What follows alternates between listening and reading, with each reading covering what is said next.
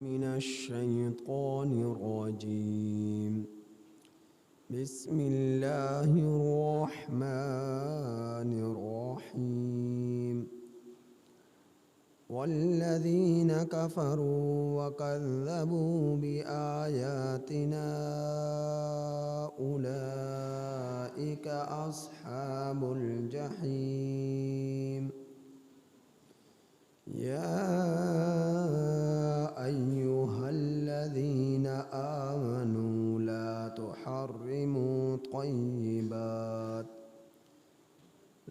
تحرموا طيبات ما أحل الله لكم ولا تعتدوا إن الله لا يحب المعتدين. وكلوا مما رزقكم الله حلالا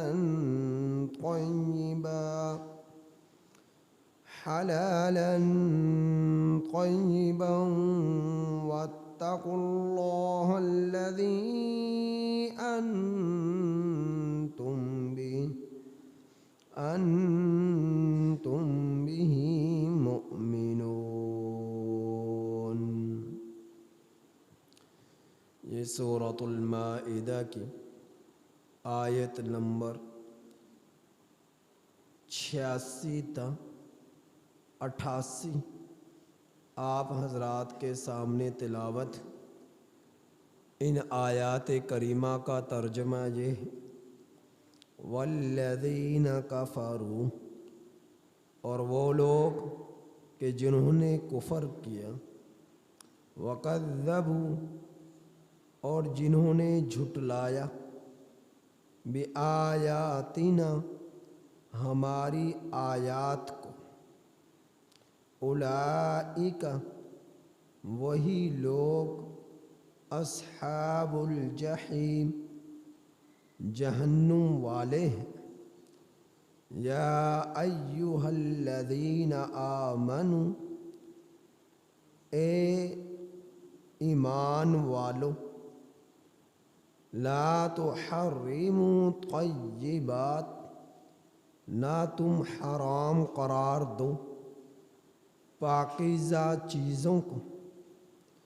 ما احل اللہ لکم، جو اللہ نے تمہارے لیے حلال قرار دی ہیں،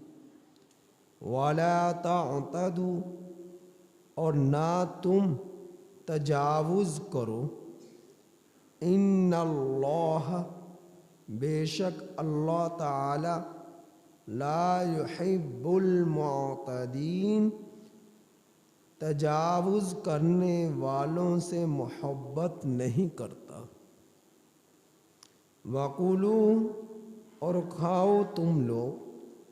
مما، اس چیز میں سے جو رزقکم اللہ، اللہ نے تمہیں رزق دیا ہے، حلالا طیبا، حلال پاکیزہ،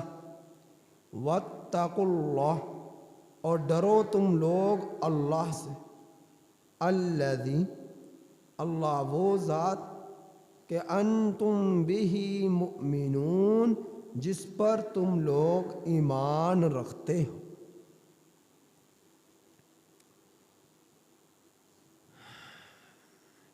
میرے رب نے ان آیات کریمہ میں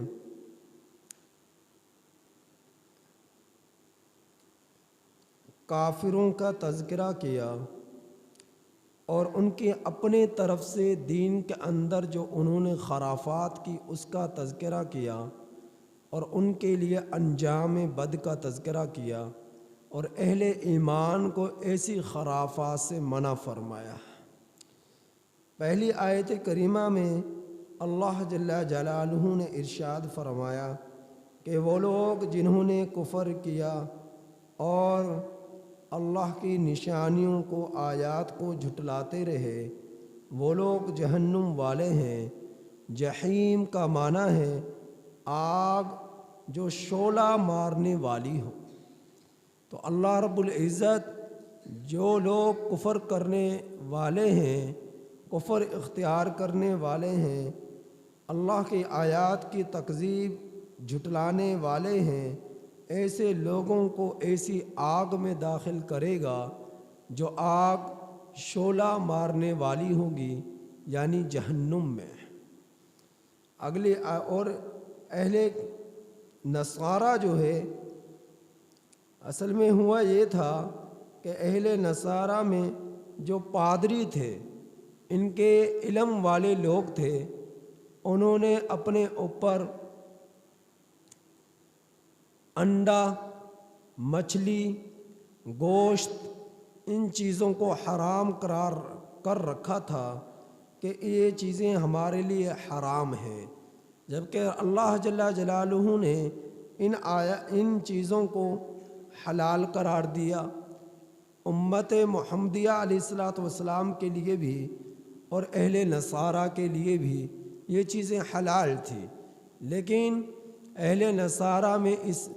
کے پادریوں نے ان چیزوں کو اپنے اوپر حرام قرار دے دیا اور لوگوں سے کہا کہ ان چیزوں کو نہ کھاؤ، یہ ہمارے لیے حرام ہے، کیونکہ ان چیزوں سے جسم میں خواہشات پیدا ہوتی ہیں، تو لہٰذا ان چیزوں سے اپنے آپ کو بچایا جائے۔ تو اللہ رب العزت نے فرمایا جو عیسائیوں نے اپنے اوپر چیزیں حرام قرار دی ہیں، گوشت، مچھلی، انڈا وغیرہ، کہ جب کہ اللہ نے تمہارے لیے ان چیزوں کو حلال قرار دیا ہے، تم ان چیزوں کو اپنے اوپر حرام نہ کرنا،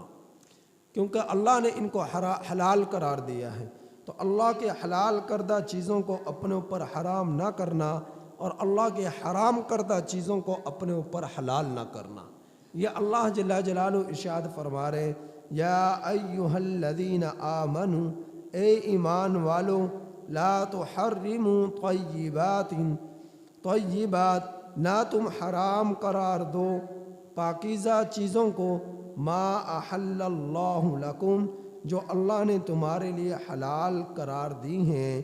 حلال فرمائی ہیں، ولا تعتدوا، اور حلال چیزوں کو حرام قرار کر اور حرام چیزوں کو حلال قرار دے کر تم لوگ حد سے تجاوز نہ کرو، حد سے آگے نہ بڑھو۔ پھر میرے رب نے فرمایا ان اللہ لا يحب المعتدین، بے شک اللہ تعالی حد سے تجاوز کرنے والوں سے نہ تو انہیں پسند کرتا ہے، نہ ان سے محبت رکھتا ہے۔ پھر فرمایا وَقُلُوا مِمَّا رَزَقَكُمُ اللَّهُ، تم لوگ کھاؤ اس چیز میں سے جو اللہ نے تمہیں رزق دیا ہے، حلال طیب، حلال پاکیزہ، کہ جو اللہ نے تمہیں رزق دیا ہے اس کے لیے استعمال کیے جانے کی دو شرطیں ہیں، نمبر ایک وہ حلال ہو، حرام نہ ہو، نمبر دو وہ طیب ہو، پاکیزہ ہو، غلیظ نہ ہو، ناپاک نہ ہو۔ طیب کس مال کو کہا جاتا ہے؟ طیب اس مال کو کہا جاتا ہے کہ جس مال میں کسی دوسرے کا حق شامل نہ ہو، جس مال میں کسی دوسرے کا حق شامل نہ ہو اس مال کو کہا جاتا ہے طیب۔ تو اللہ رب العزت فرما رہے ہیں تم ایسا اللہ کا دیا ہوا رزق کھاؤ کہ جو رزق حلال بھی ہو اور طیب بھی ہو، ایسا نہ ہو کہ حلال ہو لیکن طیب نہ ہو، یا طیب ہو لیکن حلال نہ ہو، تو ظاہر ہے جو حلال ہوگا وہ طیب بھی نہیں ہوگا۔ تو اللہ رب العزت نے دو شرطیں بیان فرمائی کہ طیب بھی ہو، حلال بھی ہو، تو ایسا رزق کھاؤ۔ طیب کون سا مال؟ کہ جس میں کسی دوسرے کا حق شامل نہ ہو۔ کیا مطلب؟ کسی سے کوئی چیز چوری کر استعمال کر لی، کسی کا مرغا تھا اسے چوری کر لیا اور چوری کر ذبح کر اسے کھا لیا۔ اب مرغا ہے تو حلال لیکن اسے ناجائز طریقے سے حاصل کیا گیا، کسی دوسرے کا حق تھا، اس حق کو چھین کر اس نے چوری کے ذریعے اسے ذبح کر کھا لیا، تو یہ اس کے لیے طیب نہیں ہے بلکہ اس کے لیے یہ حرام ہے۔ تو اسی طرح پر کسی کی کوئی بھی چیز حلال جو اللہ نے انسانوں کے لیے، اہل ایمان کے لیے قرار دی ہیں، اللہ کے حلال کردہ چیزوں میں کوئی بھی چیز جس میں دوسرے کا حق شامل ہو، چاہے وہ مرغی ہو، چاہے وہ انڈا ہو، چاہے وہ دال ہو، چاہے وہ گھی ہو، چاہے وہ جانور ہو، کوئی بھی چیز ایسی ہو جس میں کسی دوسرے کا حق شامل ہو تو وہ طیب نہیں رہے گی۔ تو اللہ رب العزت نے استعمال کیے جانے کے لیے، کھائے جانے کے لیے شرط یہ بیان فرمائی ہے کہ حلال بھی ہو، طیب بھی ہو، اور طیب وہ چیز کہ جس میں دوسرے کا حق شامل نہ ہو۔ اگر کسی دوسرے کا حق شامل ہوا تو وہ چیز اس کے لیے طیب نہیں رہے گی اور اس کا استعمال کرنا اس کے لیے حرام ہوگا، حلال نہ ہوگا۔ لہٰذا ایسے تمام چیزوں سے اپنے آپ کو بچایا جائے کہ جس میں دوسرے کا حق شامل ہو اور ناجائز طریقے سے، غلط طریقے سے، دھوکے کے ذریعے سے، ڈکیتی کے ذریعے سے یا چوری کے ذریعے سے کسی چیز کا حصول کر اسے اپنے استعمال میں لے آنا تو وہ چیز حلال نہیں رہتی، وہ چیز طیب نہیں رہتی۔ تو اللہ تعالیٰ نے فرمایا کہ جو حلال اور طیب ہو ایسے رزق کو تم کھاؤ، یہ اللہ نے تمہیں دیا ہے۔ واتقوا اللہ، اور ہمیشہ اللہ تعالیٰ سے ڈرتے رہو، وہ اللہ کون ذات؟ الذی انتم بہ مؤمنون، جس پر تم ایمان رکھتے ہو۔ جب اللہ کا ڈر دلوں میں آ جائے انسان کے لیے ہر برائی سے بچنا سہل ہو جاتا ہے، آسان ہو جاتا ہے۔ لیکن جب اللہ کا ڈر دلوں سے نکل جائے کہ میں نے مرنا ہے، یہ خیال دل سے نکل جائے میں نے رب کو جواب دینا ہے، یہ خیال دل سے نکل جائے، پھر اس کے لیے کوئی بھی برا کام کرنا مشکل نہیں رہتا، اس میں خوف نہیں رہتا۔ لیکن جب رب کا ڈر دلوں میں آ جائے، رب کی جو ہے خشیت دلوں میں آ جائے تو پھر کیا ہوتا ہے؟ ہر غلط کام سے انسان بچتا ہے، ہر برے کام سے انسان بچتا ہے کہ اس سے میرا رب خفا ہو جائے گا، میرا رب اس سے ناراض ہو جائے گا، لہٰذا میں وہ کام کروں جس سے میرا رب راضی ہو، اور ان کاموں سے بچوں جن سے میرا رب ناراض ہو۔ تو اللہ رب العزت راضی کن کاموں سے ہوں گے؟ اللہ ان کاموں سے راضی ہوں گے جن میں میرے رب نے جن کاموں کو کرنے کا کاموں کی کرنے کی اجازت عطا فرمائی ہے اور نبی نے وہ کر دکھلائے ہیں اور نبی نے کی سنت ہیں، تو ان کاموں کو کرنا ہمارے لیے رب کی خوشنودگی کا ذریعہ ہے۔ جو نبی اور اللہ کے احکامات سے ہٹ کر ہم زندگی گزاریں گے ان کاموں میں رب کا غضب ہے، رب کی ناراضگی ہے، لہٰذا ہر ایسے کام سے رکا جائے، اپنے آپ کو بچایا جائے۔ اللہ سے دعا ہے کہ اللہ تعالی ہمیں ان آیات کریمہ کی کامل سمجھ نصیب